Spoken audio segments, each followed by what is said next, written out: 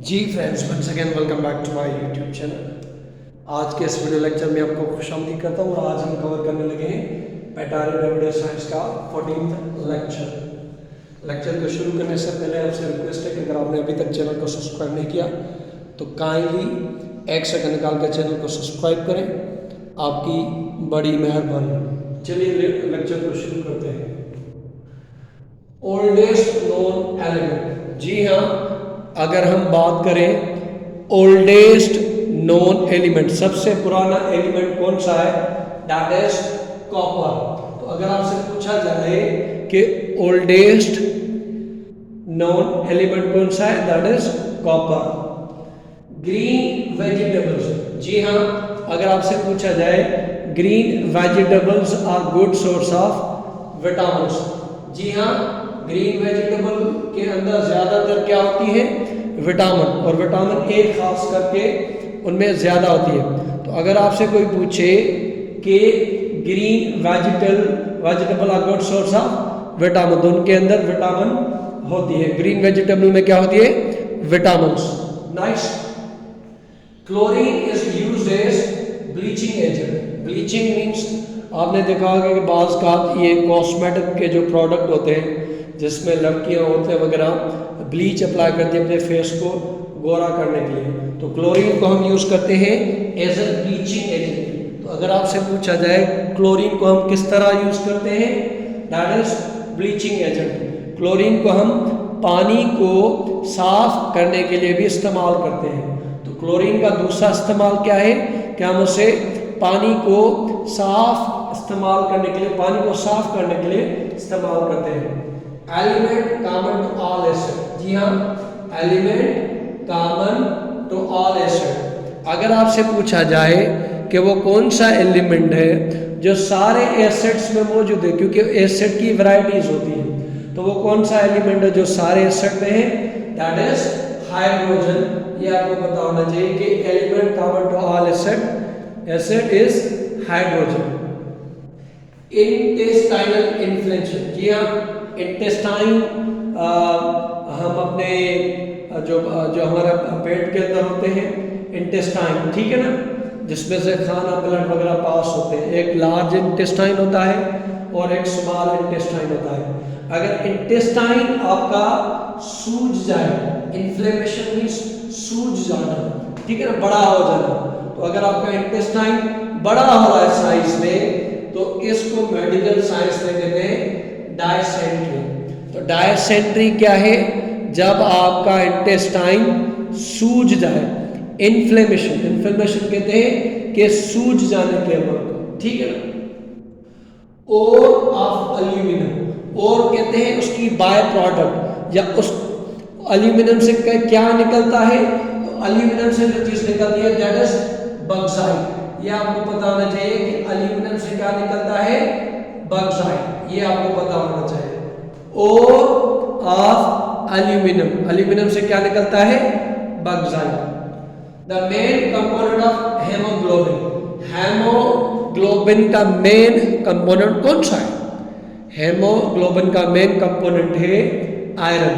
हमारे खून में सबसे ज्यादा क्या है, आयरन मौजूद होता है, ठीक।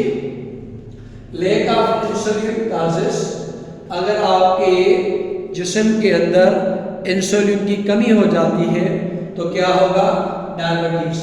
क्योंकि पैंक्रियाज जो इंसुलिन प्रोड्यूस करती है, हमारी बॉडी के अंदर इंसुलिन ही शुगर को कंट्रोल करते हैं। तो अगर लैक ऑफ इंसुलिन होगी तो क्या होगा, डायबिटीज, आपको शुगर हो जाएगी। और शुगर क्या होगी, आपके खून में शुगर का मिकदार बढ़ जाएगा, जिसकी वजह से kidney problem, heart problem, eyes problem, अगर आपको चोट लग जाती है तो उसको जल्दी ठीक होने में टाइम लगता है, ये डायबिटीज होता है। डायबिटीज क्या है कि जब आपकी शुगर अनकंट्रोलेबल हो जाए तो उसे डायबिटीज कहा जाता है। Man belongs to the family of, जी हाँ, man belongs to a family of, इंसान की जो फैमिली है वो कौन सी है, ह्यूमैनाइड। तो आपको ये पता होना चाहिए कि इंसान की जो फैमिली है that is humanoid. Transistors have replaced cathode rays tube. आपने ट्रांजिस्टर देखे होंगे, कहाँ देखे होंगे? आपने ट्रांजिस्टर देखे होंगे जब आपने एक तरह से जो टेप वगैरह होती है या छोटे छोटे चार्जर होते हैं, उस पर छोटे छोटे जो ट्रांसफर होते हैं उनको कहा जाता है ट्रांजिस्टर्स। पहले उनकी जगह क्या होता था? Cathode rays tube. लेकिन आज के टाइम में क्या है? वहाँ पर ट्रांजिस्टर्स है। तो अगर आपसे पूछा जाए कि ट्रांजिस्टर आज की जगह में क्या लगा है, तो ट्रांजिस्टर की आज की जगह में लगा है कैथोड रूट्स को रिप्लेस करके ट्रांजिस्टर हमने लगा है। फियर ऑफ क्राउड, जी हाँ, अगर आपको क्राउड से, हजूम से, लोगों से फियर हो, खौफ हो, तो उसे कहा जाता है ओक्लोफोबिया। जी हाँ, ये आपको पता होना चाहिए। Fear of crowd is known as ochlophobia, ये आपको पता चाहिए। Vitamin important of calcium metabolism. Calcium हड्डियों के लिए इंपॉर्टेंट होता है और उन्हीं हड्डियों के मेटाबॉलिज्म, मेटाबॉलिज्म क्या है? किसी खाने के टूटने को, आप जो खाना वगैरह खाते हैं तो वो ब्रेक डाउन भी होता है, तो उसे मेटाबॉलिज्म भी कहा जाता है। कैटाबॉलिज्म ब्रेक डाउन होने को, बनने को, ये मेटाबॉलिज्म क्या है कि खाने का टूटना और जुड़ना, इसे मेटाबॉलिज्म कहा जाता है। एक केटा होता है, दूसरा एना होता है, ये आप देख लीजिएगा। लेकिन कैल्शियम के जिस्म के अंदर टूटने या उससे इस्तेमाल के लिए आपको कौन सी विटामिन चाहिए? तो विटामिन डी है, और विटामिन डी ऑलरेडी हमारी हड्डियों के लिए इम्पोर्टेंट होती है। फियर ऑफ डेथ, अगर आपको खौफ है मरने का, आप मरने से डरते हो, तो इस फियर को कहा जाता है थानाटोफोबिया। थानाटोफोबिया क्या? कि जब आपको फियर हो कि आप मर जाएंगे वगैरह वगैरह, तो इस अमल को कहते हैं थानाटोफोबिया, ये आपको पता होना चाहिए। ट्विंकलिंग ऑफ स्टार्स, ये जो स्टार्स ट्विंकलिंग करते हैं, चमकते हैं, इस पे कोई भी ट्विंकल लिटिल स्टार, इस अमल को साइंस में कहते हैं रिफ्रैक्शन ऑफ लाइट। तो जो स्टार्स होते हैं जो ट्विंकल करते हैं, वो साइंस के किस अमल पे करते हैं? That is refraction of light. तो रिफ्रैक्शन ऑफ लाइट की वजह से ट्विंकलिंग ऑफ स्टार्स होते हैं।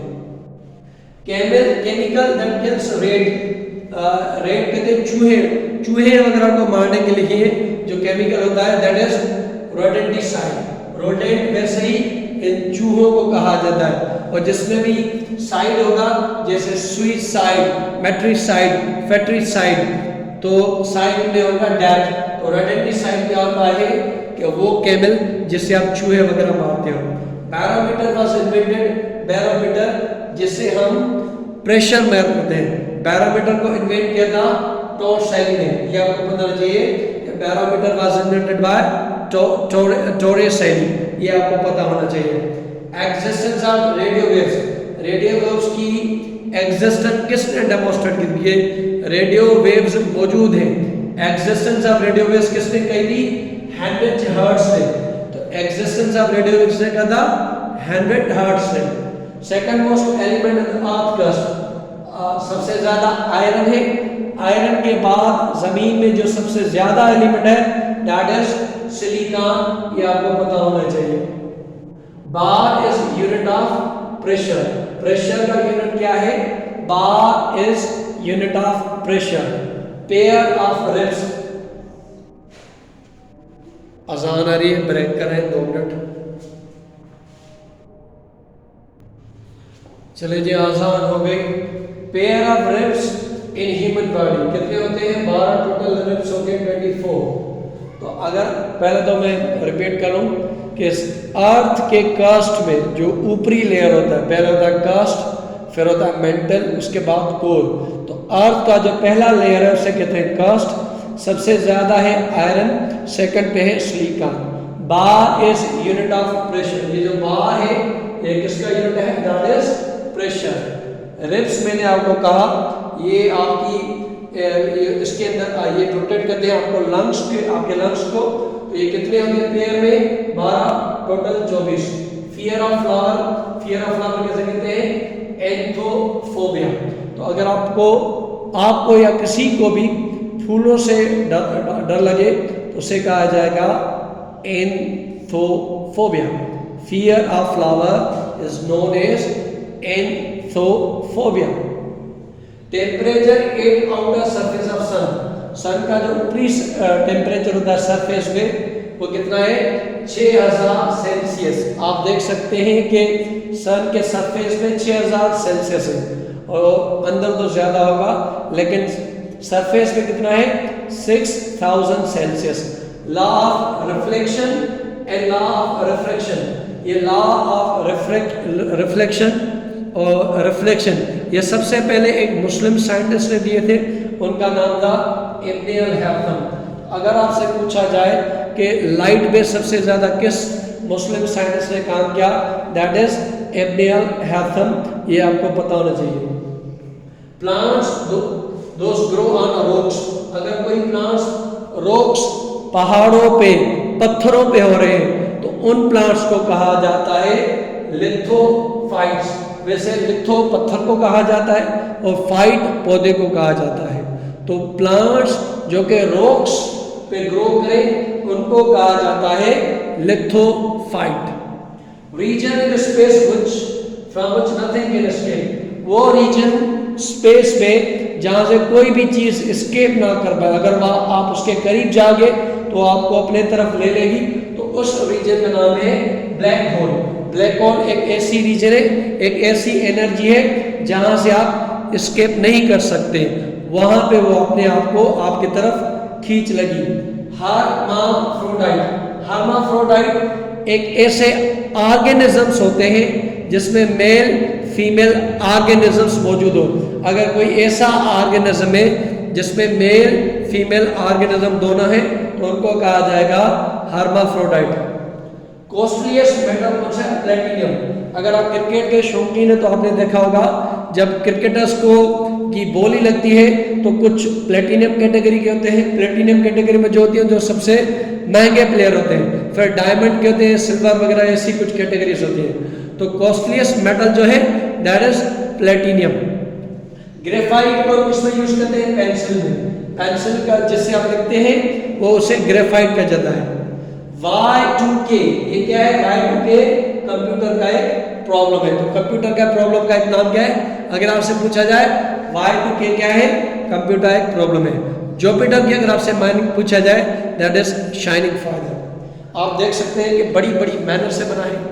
अगर आप मेहनत की कदर करते हैं तो उसे लाइक करें, शेयर करें और चैनल को सब्सक्राइब नहीं तो सब्सक्राइब करें। Thank you so much. अल्लाह हाफिज़।